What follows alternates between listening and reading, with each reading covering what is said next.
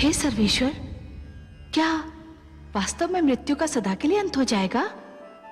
नहीं महादेवी, जीवन और मृत्यु तो एक दूसरे के लिए अनिवार्य है। यदि मृत्यु का अंत हो गया तो जीवन के सौंदर्य का भी अंत हो जाएगा। जीवन इसी कारण तो सुंदर और मूल्यवान लगता है देवी कि एक दिन उसका अंत होना है। यदि केवल दिन ही छाया रहे और रात्रि ना आए तो नेत्र जागते जागते और सूर्य अपना प्रकाश बांटते बांटते थक जाएं। यदि मृत्यु ना आए तो प्राणी कदाचित जीवन से ऊब जाए देवी। परंतु दैत्य गुरु शुक्राचार्य तो कह रहे हैं कि उन्होंने मृत्यु पर विजय पा ली है। किसकी मृत्यु पर महादेवी? वो दानवों को पुनः जीवन अवश्य दे सकते हैं, परंतु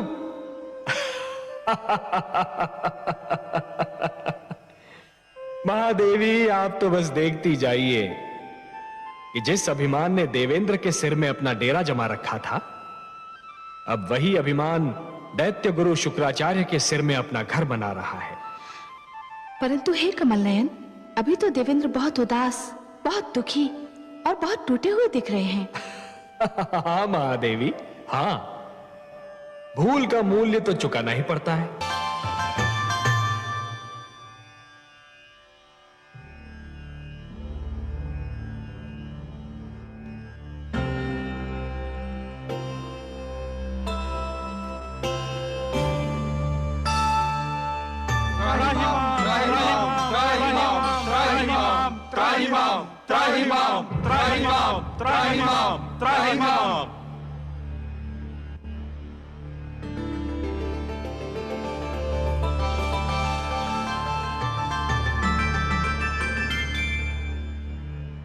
हे देवेश्वर, हम पराजित हुए। हमारी सेना के अगणित सेनानी वीर गति को प्राप्त हुए। हमारा सिर लज्जा से झुक गया। आपके अतिरिक्त और कोई नहीं जो हमारी रक्षा करे, हमारे दुख का निवारण करे। हे परमेश्वर, हमारी सहायता कीजिए। हे नारायण, दैत्य गुरु शुक्राचार्य ने भगवान शिव से संजीवनी मंत्र क्या प्राप्त किया? हमारे सिरों पर मृत्यु और पराजय का वज्र आ गिरा। हे लक्ष्मीपति, यदि दानव मरते हैं तो दैत्य गुरु उन्हें फिर से जीवित कर देते हैं, और जब देवता मरते हैं तो उनका सदा के लिए अंत हो जाता है। हे सर्वशक्तिमान, यही दशा रही तो देवता घटते जाएंगे, दानव बढ़ते जाएंगे, और एक दिन देवलोक पर दानवों का आधिपत्य हो जाएगा। देव संस्कृति गिर जाएगी तो मानव संस्कृति भी गिर जाएगी। जब हम संजीवनी मंत्र से सुरक्षित नहीं तो मानव तो और भी दुर्बल है। हमें संजीवनी मंत्र से बचाइए प्रभु, हमारी सहायता कीजिए। संजीवनी मंत्र का केवल एक उत्तर है, अमृत। अमृत? अमृत? अमृत वो है जो पीने वाले को अमर बना देता है। मृत्यु उसे छू नहीं सकती। परंतु हे लक्ष्मी नारायण, अमृत हमें कहां मिलेगा, कैसे मिलेगा? देवेंद्र, अमृत आपको समुद्र से मिलेगा, सागर का मंथन करने से मिलेगा। अमृत? परंतु हे जगदीश्वर, हमें तो अमृत के विषय में कुछ भी ज्ञान नहीं। हे देवराज, जिस प्रकार दूध के भीतर माखन छिपा तो होता है, परंतु वो मिलता तभी है जब दूध को मथा जाता है, उसी प्रकार समुद्र के भीतर अनेक पदार्थ छिपे हैं, अनमोल रत्न छिपे हैं। उन्हें केवल मंथन के द्वारा ही निकाला जा सकता है। अमृत उनमें सबसे अनमोल है। सत्य तो यह है देवगण कि मंथन मथने और खंगालने की उस क्रिया का नाम है जिसके द्वारा स्वयं के भीतरी गुणों और अवगुणों की खोज की जाती है। मानव यह मंथन प्रतिदिन करता है। वो प्रतिदिन स्वयं को मथता है, खंगालता है और स्वयं के भीतरी गुणों और अवगुणों को बाहर निकालता है। आश्चर्य तो यह है कि वो मानव होकर भी इस क्रिया से परिचित है और आप देवता होकर भी इस क्रिया से अपरिचित हैं। पर हे लक्ष्मीपति, हम समुद्र का मंथन करेंगे कैसे? मंथन मथानी और डोरी की सहायता से किया जाता है। मैं आपके लिए मंदर पर्वत को मथानी बनाऊंगा और वासुकी नाग की डोरी दूंगा। परंतु एक तीसरी वस्तु की भी आवश्यकता होती है देवगण, जिसका प्रबंध आपको स्वयं करना होगा। और किस सामग्री की आवश्यकता होती है सर्वेश्वर?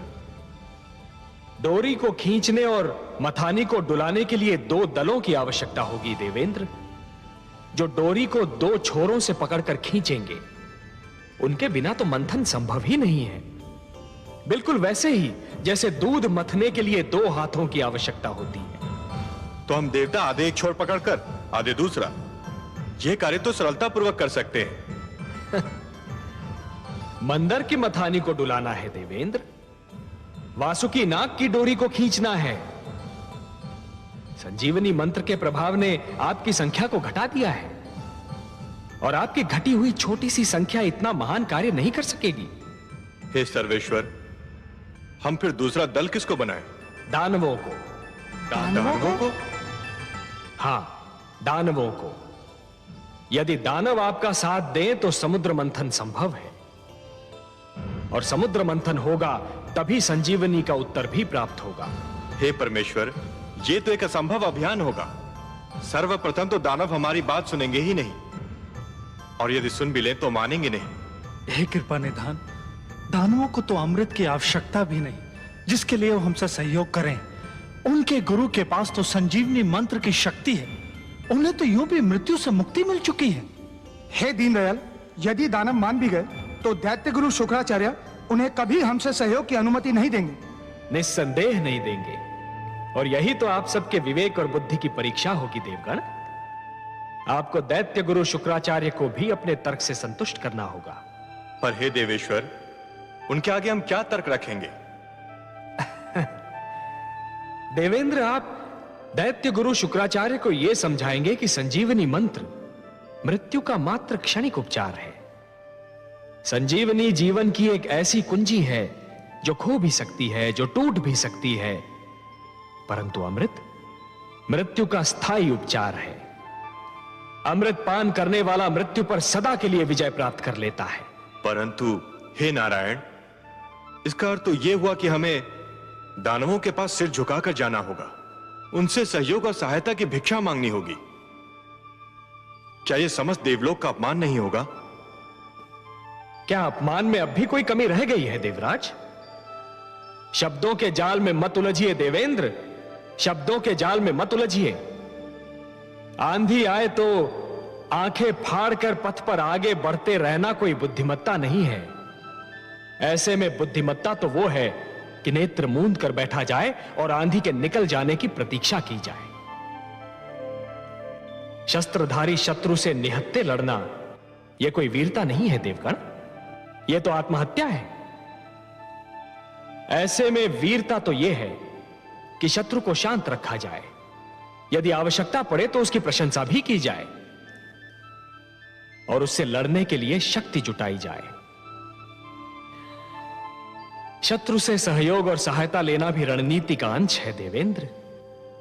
एक प्रश्न अभी रह गया सर्वेश्वर। वो भी पूछ लीजिए।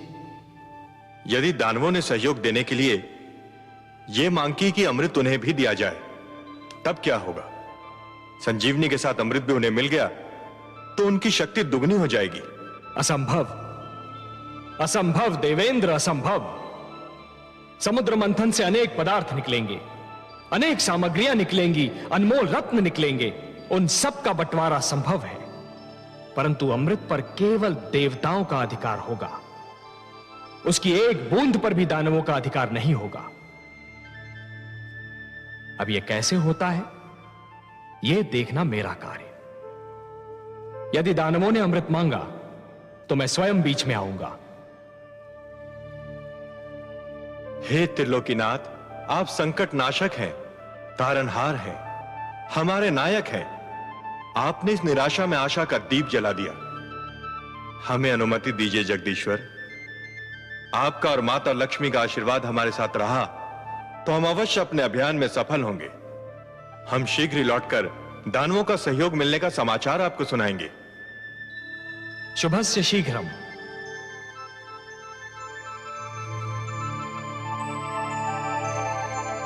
हे कमल नयन, आपने अभी कहा कि दानवों से सहयोग लिया जाए, किंतु उन्हें अमृत की एक बूंद भी न दी जाए। हाँ महादेवी, मैंने यही कहा। परंतु हे सर्वेश्वर, क्या ये छल नहीं कहलाएगा? कार्य की परिभाषा उसका उद्देश्य निर्धारित करता है महादेवी। यदि उद्देश्य उत्तम हो तो उसे छल का नाम नहीं दिया जाता, उसे नीति का नाम दिया जाता है।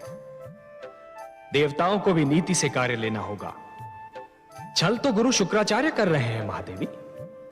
उन्होंने भगवान शिव से कहा कि संजीवनी मंत्र उन्हें मानव कल्याण के लिए चाहिए, पर क्या वो मानव कल्याण कर रहे हैं?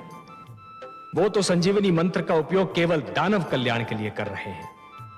और यह छल है देवी, यही छल है। और इसके उत्तर में कोई भी कार्य, भले ही उस पर छल का संदेह ही क्यों न हो, उचित ही नहीं उत्तम भी है। आप तो उत्तरों के उत्तर हैं, तर्कों के तर्क हैं और उद्देश्यों के उद्देश्य हैं कमल नयन। आपकी हर बात में रहस्य होता है। नारायण नारायण। आइए देवर्षि। प्रणाम माता। प्रणाम सर्वेश्वर। प्रणाम। आपने बुलाया मुझे? हाँ देवर्षि, हमें आपका सहयोग चाहिए। हे लक्ष्मी नारायण, ये तो आपकी महानता है कि आप मेरी सेवा को सहयोग का नाम देते हैं। आदेश दीजिए। समुद्र मंथन होने वाला है देवर्षि, समुद्र मंथन। परंतु एक समस्या है। वासुकी नाग का प्रयोग डोरी के रूप में होना है, और मंथन के समय उसके मुख से ऐसी भयंकर अग्नि जैसी फुंकारें निकलेंगी कि जो पक्ष उसके मुख की ओर होगा वो झुलस कर मर जाएगा। ये तो सत्य है प्रभु। समस्या ये है देवर्षि कि यदि दानव मरे तो दैत्य गुरु शुक्राचार्य उन्हें पुनः जीवित कर देंगे, और यदि देवता मरे तो उनकी संख्या कम हो जाएगी और समुद्र मंथन संभव ही नहीं हो पाएगा। ये तो चिंता का विषय है देवेश्वर। इसकी ओर तो मेरा ध्यान ही नहीं गया। इसीलिए तो मैं ये चाहता हूं देवर्षि कि पाला बांटते समय कुछ ऐसा हो कि वासुकी की दुम की ओर देवता हो और वासुकी के मुख की ओर दानव हो। इसीलिए मैंने आपको थोड़ा सा कष्ट दिया। नारायण नारायण, आपकी लीला धन्य है प्रभु। देवर्षि, ये केवल मेरी लीला नहीं, आपकी बुद्धि की परीक्षा भी है। वासुकी के मुख की ओर दानव और दुम की ओर देवता। बस ये समझिए कि आपकी क्षमता की परीक्षा है ये। आपको परीक्षा लेने में और मुझे परीक्षा देने में जो आनंद आता है, उसका अनुमान केवल मेरी लक्ष्मी माता को है। क्यों माता? नारायण नारायण।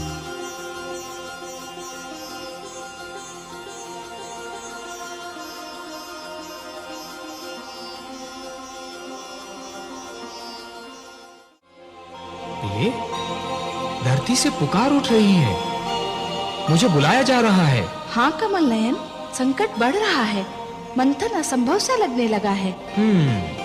और यदि मंथन नहीं हुआ तो जीवन संकट में घिर जाएगा। देवता अमृत से वंचित रह जाएंगे और दानव संस्कृति की जीत हो जाएगी। परंतु हे कमल नयन, मंथन कैसे होगा? मंदराचल तो समुद्र में डूबा जा रहा है। उसे स्थिर करने के लिए कोई महान ठोस वस्तु मिलेगी कहां से भला? प्रिय, मैं धरती और जीवन का पालक हूं। धरती और जीवन की रक्षा करना मेरा कर्तव्य है। मैं मंदराचल को अपनी पीठ पर रोक लूंगा। आप मंदराचल को अपनी पीठ पर रोकेंगे? हाँ प्रिय, मैं कूर्म का रूप धारण करूंगा। यह मेरा कूर्मा अवतार होगा। दूसरा अवतार, मंदर पर्वत मेरी पीठ पर टिक जाएगा और फिर समुद्र मंथन में कोई कठिनाई ही नहीं होगी। परंतु हे कमल नयन, आपने तो कहा था कि आप मानव लोक पर उसी समय जाएंगे जब मानव कल्याण को कोई संकट होगा। ये तो देवताओं और दानवों का झगड़ा है। इसमें हस्तक्षेप करने के लिए आपको अवतार लेने की क्या आवश्यकता है? हे महादेवी, मैंने कहा ना कि यदि सागर मंथन नहीं हुआ तो दानव संस्कृति जीत जाएगी, और यदि दानव संस्कृति जीत गई तो सर्वप्रथम मानव संस्कृति को मिटा देगी। देवता उनके आगे नहीं टिक पा रहे तो मानव कहां से ठहरेगा? वो तो और भी दुर्बल है, और इसीलिए ये देवताओं और दानवों के झगड़े से अधिक मानव कल्याण का प्रश्न है। मुझे जाना ही होगा। और मैं, क्या मेरे भाग्य में फिर वियोग की घड़ियां लिखी हैं? प्रिय, वियोग के उपरांत जो मिलन होता है उसका आनंद ही कुछ और होता है। वियोग तो मिलन की मिठास बढ़ा देता है प्रिय। और फिर ये वियोग इतना लंबा नहीं होगा। हम शीघ्र फिर मिलेंगे, और ये मिलन इतना सुंदर होगा प्रिय कि आप इसे कदापि नहीं भूल पाएंगी। मैं तो वियोग शब्द सुनते ही उदास हो गई थी, परंतु आपके सुंदर मुख से मिलन शब्द सुनते ही मैं आनंद विभोर हो उठी हूँ। कैसा होगा अपना ये मिलन कमल नयन? इस बार आप मेरी भुजा में लीन अवश्य होंगी महादेवी, पर आपका जन्म सागर मंथन से होगा। समुद्र मंथन से जो अनमोल रत्न निकलेंगे, उन्हीं के साथ आप भी निकलेंगी। हे महादेवी, अमृत और आप, यही दो तो इस सागर मंथन की सबसे सुंदर उपलब्धियां होंगी। आप प्रेम का प्रतीक हैं, ममता का स्वरूप है, और जीवन के लिए प्रेम और ममता अमृत से कम नहीं देवी। सत्य पूछिए तो प्रेम और ममता तो अमृत से भी कहीं अधिक सुंदर और महान है। अमृत तो केवल देवताओं के लिए होगा देवी, परंतु आप इस सागर मंथन की सबसे महानतम उपलब्धि होंगी, क्योंकि आप ही मानव कल्याण का सर्वश्रेष्ठ साधन बनेंगी।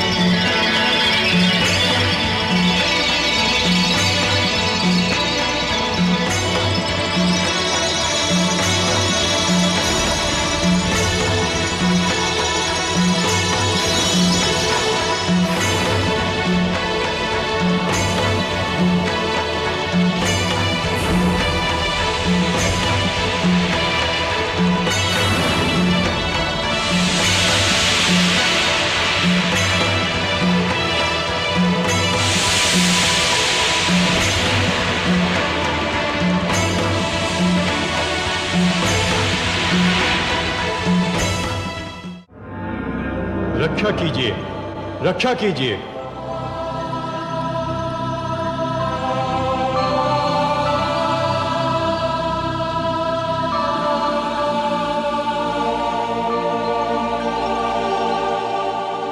रक्षा कीजिए हे त्रिलोकीनाथ, आपकी सृष्टि संकट में है।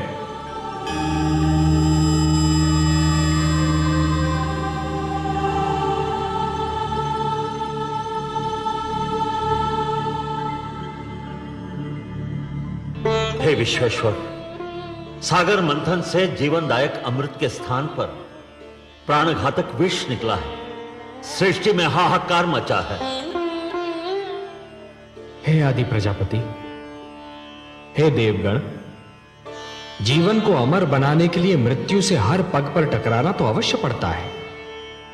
इसी संघर्ष में तो जीवन का सौंदर्य निहित है। जब शिशु माता के गर्भ में होता है तो उसे हर क्षण मृत्यु से संघर्ष करना पड़ता है। शिशु के जन्म से पूर्व माता भी जीवन और मृत्यु के इसी संघर्ष का अनुभव करती है, परंतु जैसे ही शिशु का जन्म होता है, समस्त सृष्टि मुस्कुराती है।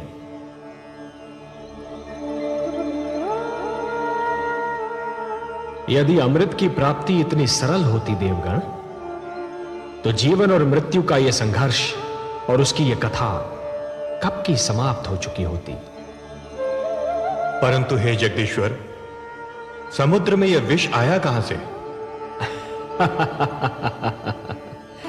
ये तो आदि प्रजापति श्री ब्रह्मा की संतान मानव का चमत्कार है। वो जिस वस्तु को भी अपने लिए उपयोगी नहीं समझता, उसे समुद्र की गहराइयों में फेंक देता है।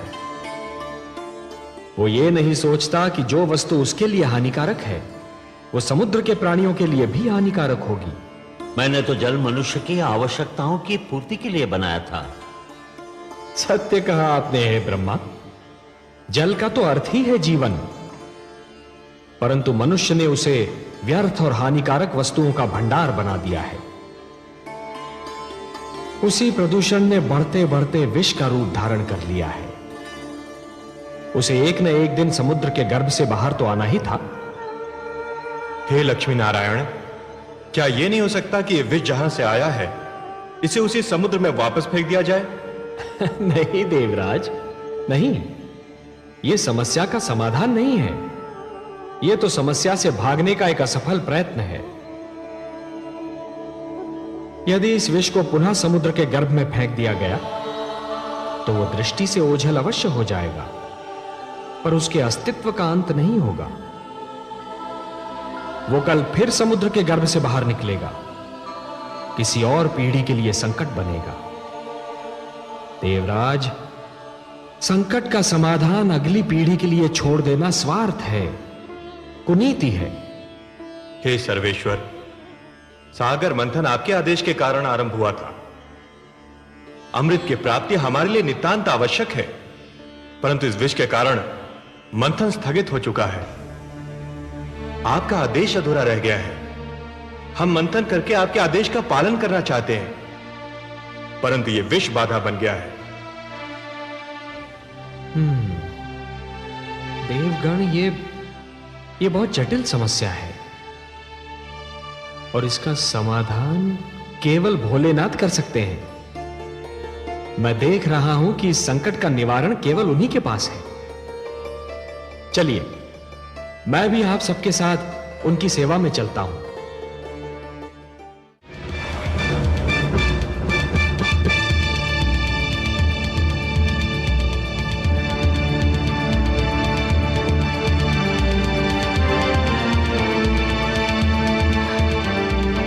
हे कमल नयन, हे पद्मनाभ, कहाँ हैं आप? मुझ विरह की मारी पर कृपा कीजिए। मेरी आंखें आपके दर्शन को तरस रही हैं। मेरी आत्मा आपको पुकार रही है। दर्शन दीजिए भगवान। मेरी आत्मा की पुकार सुन लीजिए।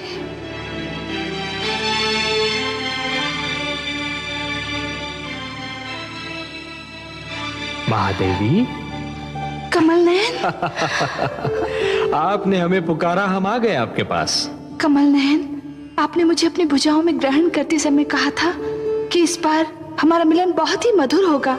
हाँ देवी, परंतु धरती पर मुझे आपसे दूर करने की चेष्टा की जा रही है।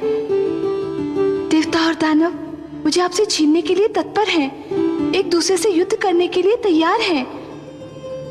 हे कमल नयन, सागर से निकलते ही सबसे पहले मुझे आप ही का ध्यान आया था।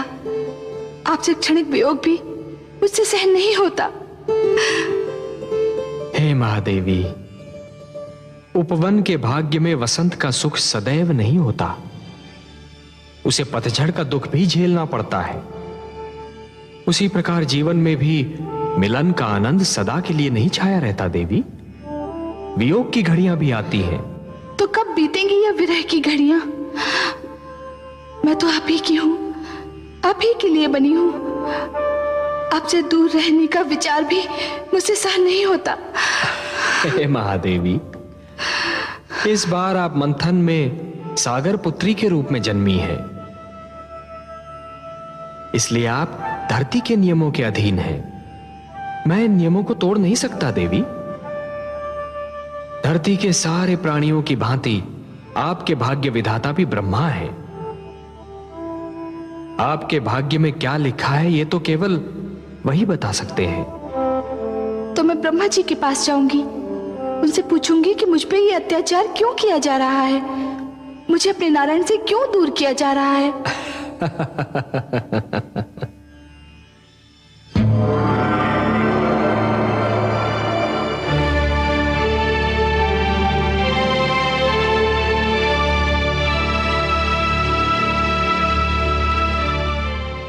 नारायण की, लक्ष्मीपति की, लक्ष्मी नारायण की, लक्ष्मीपति की, लक्ष्मी नारायण की, लक्ष्मीपति की।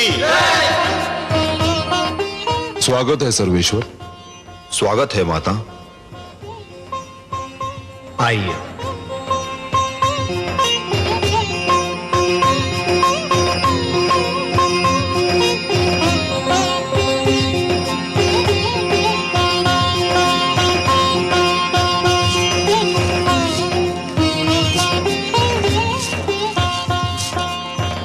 हमने आपसे कहा था ना महादेवी कि इस बार हमारा मिलन बहुत मधुर होगा। ऐसा जिसे आप कदापि नहीं भूल पाएंगी। कैसा लगा आपको यह मिलन? बहुत सुंदर, बहुत मधुर, अनुपम। किंतु हे कमल नयन, जब तक आप नहीं आए थे मेरे हृदय की गति रुकी जा रही थी। एक क्षण का भी और विलंब करते आप तो। विलंब क्यों करता देवी? आपका मन मुझे पुकार रहा था। जब भी कोई मुझे मन से पुकारता है तो मैं उसके पास जाने में एक क्षण का भी विलंब नहीं करता। और आप तो देवी, जिन रंगों से हमारा जीवन चित्र बना है ना, उस चित्र के सुंदरतम रंग आप हैं। आपके बिना तो हमारा जीवन अधूरा है, अस्तित्व अधूरा है। तो आपके पास आने में मैं विलंब क्यों करता?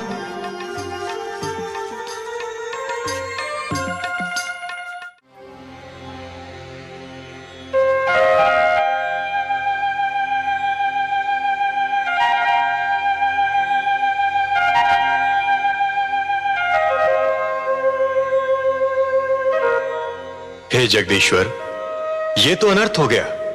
दानव अमृत कलश लेकर भाग गए। संजीवनी और अमृत दोनों की शक्ति पाकर तो वे समस्त सृष्टि का सर्वनाश कर डालेंगे। असंभव, यह असंभव है देवराज। यदि संसार पर दानव संस्कृति का राज हो गया तो सृष्टि की रचना का सारा उद्देश्य ही समाप्त हो जाएगा। सृष्टि की रचना तो सुंदर विचारों के पनपने के लिए, शांति की सुगंध फैलाने के लिए और मानव को उन्नति के शिखर तक पहुंचाने के लिए की गई है। नहीं देवेंद्र, नहीं। धरती पर दानवी विचारों के लिए कोई स्थान नहीं है। दानव संस्कृति का उत्थान सृष्टि के सौंदर्य का अंत होगा और मैं यह कदापि नहीं होने दूंगा देवेंद्र। आप चिंता न कीजिए, अमृत पर केवल देवताओं का अधिकार है और अमृत कलश को आप तक पहुंचाना मेरा उत्तरदायित्व। हे त्रिलोकीनाथ, आप चाहें तो क्या नहीं कर सकते। यह आशा लेकर ही तो हम आपके चरणों में उपस्थित हुए हैं।